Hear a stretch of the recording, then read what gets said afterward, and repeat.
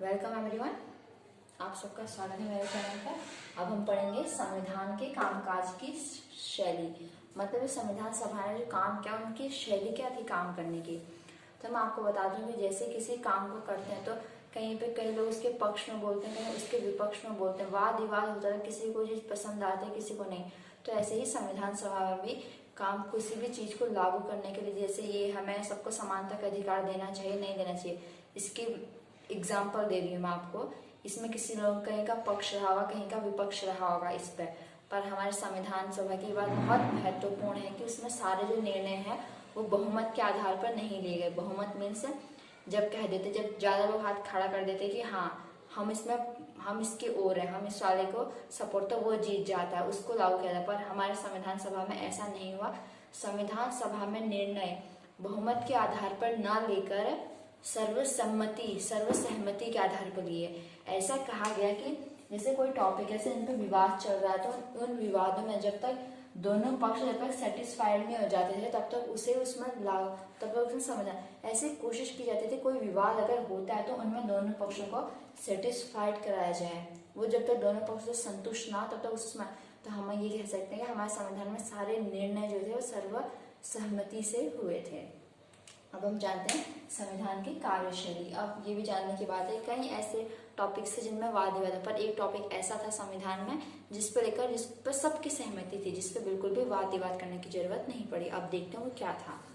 वो था, यह प्रावधान सार्वभौमिक मताधिकार का था, जिसका अर्थ है कि धर्म, जाति, शिक्षा, लिंग, आय के आधार पर भेदभाव के बिना सभी नागरिकों को एक निश्चित आयु प्राप्त करने पर वोट देने का अधिकार होगा।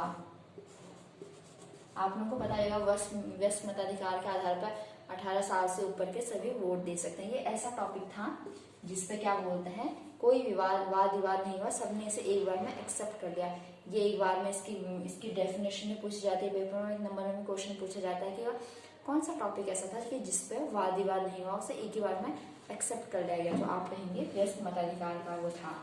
सेकेंड पॉइंट है आपका, विभिन्न मुद्दों के लिए संविधान सभा की 8 मुख्य कमेटियां।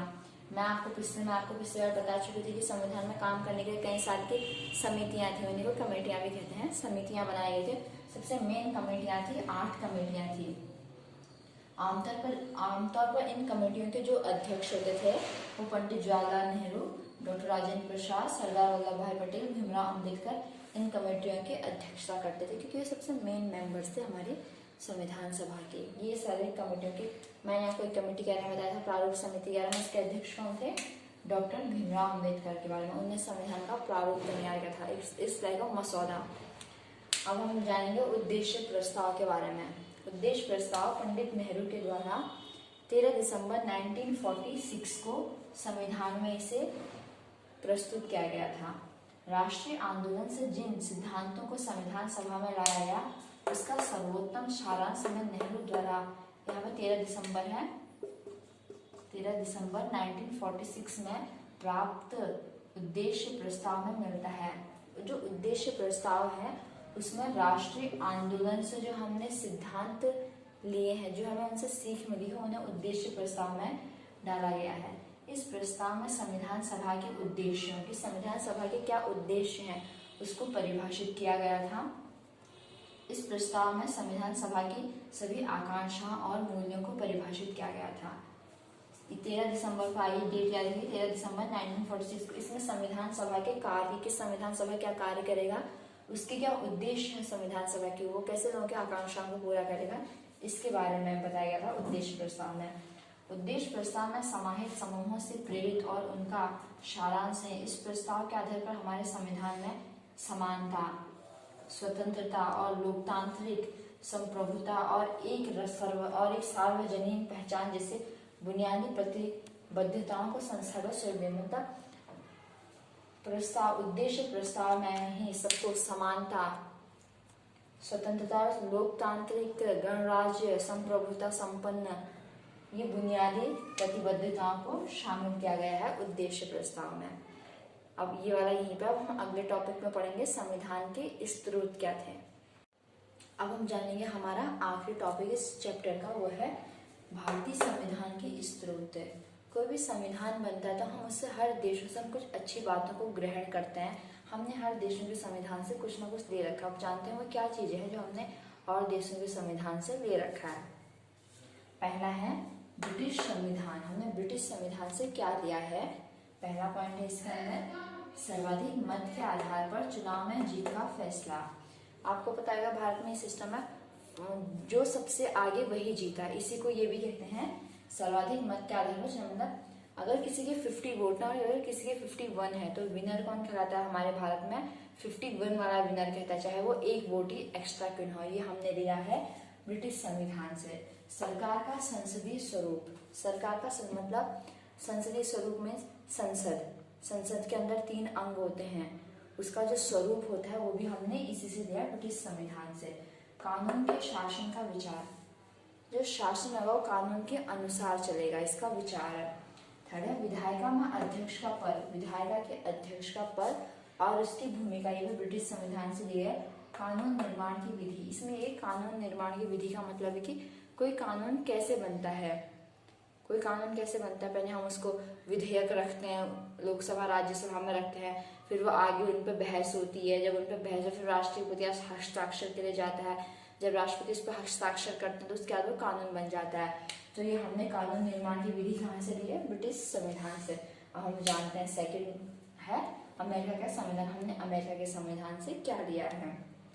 पहला है मौलिक अधिकारों की सूची। सबसे मेन, हम भारत के नागरिक हैं, सबसे मेन क्या है जो एक नागरिक के पास वो है? मौलिक अधिकार। तो हमने मौलिक अधिकार कहाँ से ग्रहण किए हैं? अमेरिका से हमने मौलिक अधिकारों की सूची ली है। न्यायिक पुनरावलोकन की शक्ति और न्यायपालिका की स्वतंत्रता।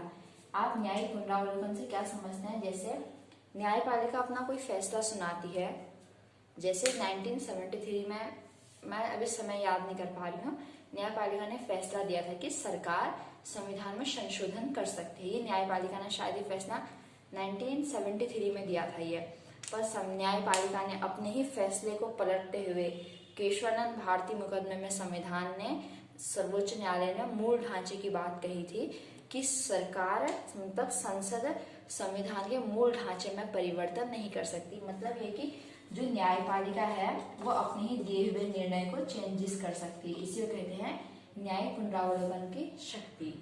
विधि के समान संरक्षण। कानून के नजर में सब इक्वल है। राष्ट्रपति की महाभियोग प्रक्रिया। राष्ट्रपति किस प्रक्रिया के द्वारा हटाया जाता है? महाभियोग प्रक्रिया कहते हैं। ये प्रक्रिया कहाँ से दी गई है? ये प्रक्रिया भी अमेरिका से दी गई है। संविधान की प्रस्तावना। संविधान की प्रस्तावना, किसी संविधान की भूमिका होती है, उसका एक दर्पण होता है प्रस्तावना है। हम जैसे हमारे प्रस्तावना के पहले वर्ड क्या है? हम भारत के लोग। वो हमारी प्रस्तावना ही हम भारत के लोग से शुरू होती है, वो सब कुछ नागरिकों को समर्पित है। ये हमने लिया है अमेरिका से। मतलब उसमें शब्द तो हमारे में, पर जो हमने प्रस्तावना का विचार है अमेरिका से लिया गया है। उपराष्ट्रपति का पद, ये भी अमेरिका के संविधान से लिया है। थर्ड है कनाडा का संविधान। संघात्मक स्वरूप। संघात्मक स्वरूप से आप समझते हैं शक्तियों का बंटवारा। हमारे भारत में 2 स्तर पर सरकारें चलते हैं, त्रिस्तर कह सकते हैं। सबसे ऊपर है केंद्र सरकार, राज्य सरकार, और छोटे लेवल पर लगा लीजिए आप ये पंचायत में ग्रांट, ठीक है। वैसे 2 स्तर कहते हैं, केंद्र सरकार, राज्य सरकार, इसे कहते हैं संघात्मक स्वरूप। मीन्स शक्तियों का बंटवारा केंद्र और राज्यों में किया गया है, ये संघात्मक स्वरूप। अवशिष्ट शक्तियों का सिद्धांत, ये भी कनाडा से लिया गया है। फोर्थ पॉइंट हमारा, फोर्थ देश हमारा फ्रांस का संविधान। आपको पता होगा फ्रांसीसी क्रांति याद होगी आपको। फ्रांसीसी क्रांति में नारा दिया गया था कि स्वतंत्रता, समानता और बंधुत्व, ये नारा फ्रांसीसी क्रांति में दिया गया था। यहीं से हमने स्वतंत्रता का विचार, समानता और बंधुत्व मीन्स भाईचारा का सिद्धांत, हमने ये फ्रांस के संविधान से लिया गया है। ये हमने एक्सेप्ट भी किया अपने संविधान में, और ये फ्रांसीसी क्रांति का नारा भी यही है। फिफ्थ हमारा रूस का संविधान। रूस के संविधान से लिए हमने मूल कर्तव्य। अगर हमारे देश में अगर हमें मौलिक अधिकार प्राप्त है तो हमारे मूल कर्तव्य भी हैं कुछ। जैसे मूल कर्तव्य, हम अपने देश के संविधान का पालन करना चाहिए। स्वतंत्रता आंदोलन के उन्हें अपने हृदय में संजोए रखना चाहिए, उन यादों को। देश की संप्रभुता की रक्षा करनी चाहिए। अभिभावक को या किसी गार्जियन को 6 से 14 साल के बच्चों को फ्री में मौलिक शिक्षा प्रदान करनी चाहिए। हमारे कुछ मूल कर्तव्य हैं, टोटल 11 मूल कर्तव्य है। यह आर्टिकल 51 कॉमा इनका वर्णन कर रखा है मूल कर्तव्यों का। ये हमने रूस के संविधान से लिए थे। 6 हमारा आयरलैंड का संविधान। राज्य के नीति निर्देशक तत्व, ये राज्य के नीति निर्देशक तत्व बहुत इंपॉर्टेंट है। राज्य को कुछ ऐसे काम करने को बोलता है इसके अंदर कि जिससे नागरिकों के कल्याण से रिलेटेड काम हो सके। ये तो हमने सब पढ़े कि भारत ने किन देशों से क्या ले रखा है। अब हम जानते हैं हमारे ही देश से जो भारत ने ले रखा है, मतलब भारत में, मैंने गलत वर्ड का यूज किया, जो हमारे संविधान में यूज किया गया है 1935 का भारत शासन अधिनियम, ये इसके अंदर में नहीं आता है। इसके ऊपर अलग से क्वेश्चन आएगा, आप लिख सकते हैं। 1935 का भारत शासन अधिनियम क्या कि अंग्रेजों ने, जब अंग्रेज थे इस टाइम पे, उनने भारत में शासन व्यवस्था चलाने के 1935 का बहुत सारे अधिनियम निकाले। उनमें से एक अधिनियम था 1935 का भारत शासन अधिनियम। ये बहुत इम्पोर्टेंट है। भारत के जो संविधान में अनुच्छेद देखते हैं आप, आधे से ज्यादा अनुच्छेद वो इसी में से लिए गए हैं। मैं थोड़े बहुत ही फेरबदल या चेंजेस कर दिए गए हैं। मैं आपको एक चीज करेक्ट करना चाहूंगी, पिछले वीडियो में मैंने गलती से ये शब्द यूज किया था कि संविधान बनने के टाइम पर 448 अनुच्छेद थे। ये सरासर गलत मेरे मुंह से निकल गया था। संविधान के निर्माण के समय टोटल अनुच्छेदों की संख्या थी 395 अनुच्छेद थे,